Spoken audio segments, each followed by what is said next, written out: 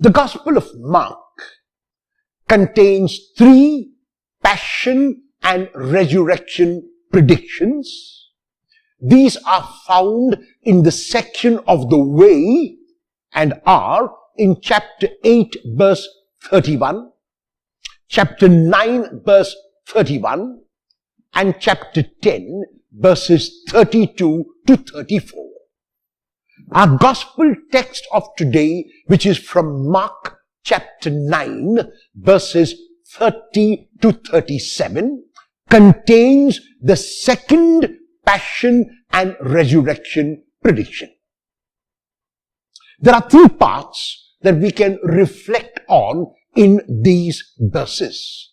And the first is the kind of Messiah that Jesus says he has come to be.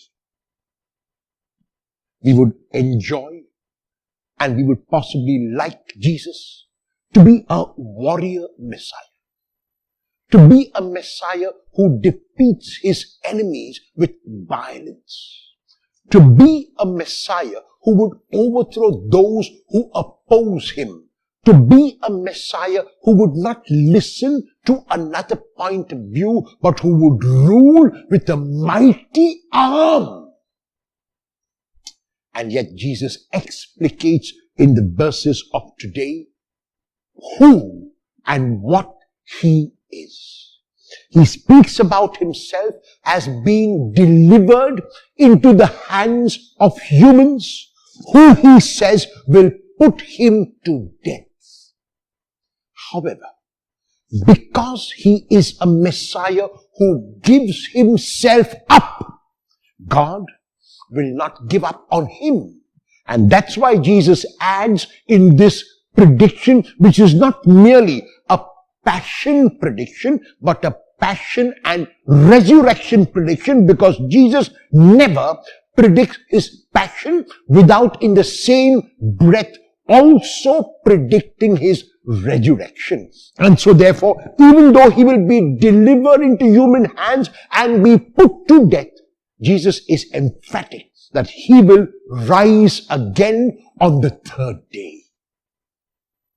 Jesus was a man for whom his food and drink was to do the will of God. Jesus was a man who gave up his ego, who gave up his self, and so was able to follow God's will in his life at every single moment, even at the most trying and difficult moments.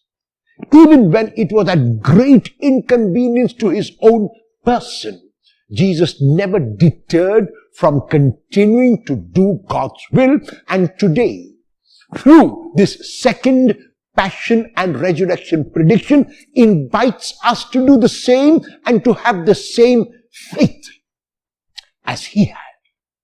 However, in the second part, we behave very much like the disciples, because in the second part of the text of today, we are told that even as Jesus speaks about his passion and death and resurrection, the disciples are totally oblivious of this, because they are discussing among themselves who will be the greatest, who will be the first, who will be the leader. And Jesus hears something of the discussion, though he does not know what it is, and he asks them what they were discussing, but they remain silent, because they know that what they were discussing is totally contrary to what Jesus was proclaiming. It was exactly the opposite of his way of life. Jesus, however, is not upset with them. Jesus, however, is not angry. Jesus gives them in the 3rd part of the text of today a lesson in discipleship. And the lesson is not merely in words, but by placing before them a symbol of God's love, a child. And through this symbol of the child which Jesus places in front of the disciples, he invites them not merely to be spontaneous like the child, which children are, not merely to be innocent like the child, which children are, but more importantly, to be dependent like the child.